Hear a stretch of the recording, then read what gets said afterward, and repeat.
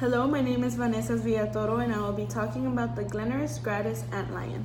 And my name is Heidi Racheta and I will be talking about the Anax Imperator Emperor Dragonfly.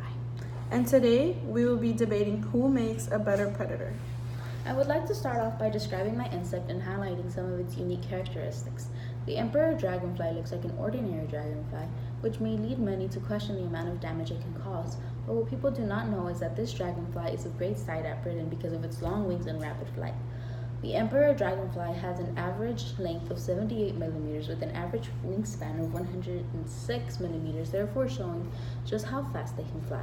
And that isn't the only characteristic they carry that makes them so great. The Emperor Dragonfly also has a mask that is tucked under its head, but that rapidly unfolds in under 25 milliseconds, which they then use to pierce their prey. The Emperor Dragonfly feeds on small insects like butterflies, as well as animals as big as small fish, which they do while flying high in the air in search for new prey. Although the Emperor Dragonfly is not very present in North America, it is present in its native home in Central Africa and Asia. The adult Emperor Dragonfly is very territorial and therefore hard to approach, meaning it is not fed upon as much, making their population stable. I will now describe my insect, the larvae of Glenurus gratis, which has an average mass of 2.19 milligrams, can stretch up to 36 millimeters in length. The adult Glenurus gratis has a wingspan of approximately 94 millimeters and a body length of approximately 61 millimeters. This species of antlion has many different habitats. Glenurus gratis can be found in many regions of the United States, including Florida, Mississippi, Missouri, New Jersey, and Wisconsin. Glenurus gratis are predators that feed on caterpillars, ants, and other insect larvae. Glenurus gratis has a very specific food habit. They feed on ants and other small insects. Their mandibles are approximately 1 millimeter in width, and they use their mandibles to trap their prey. The ends of the mandibles have suction tubes that are used to ensure their prey don't go away.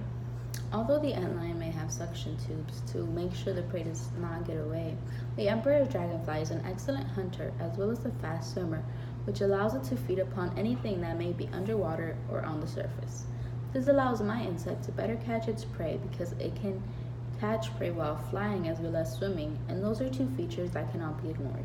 Also, the Emperor Dragonfly's fast expanding mask allows it to rapidly attack its prey and pierce it before eating it. Even though your insect is a fast swimmer and can catch prey while flying, my insect has a stinger that it uses to poison its prey and paralyzes it before feeding upon it, giving my insect more control over the prey he is hunting.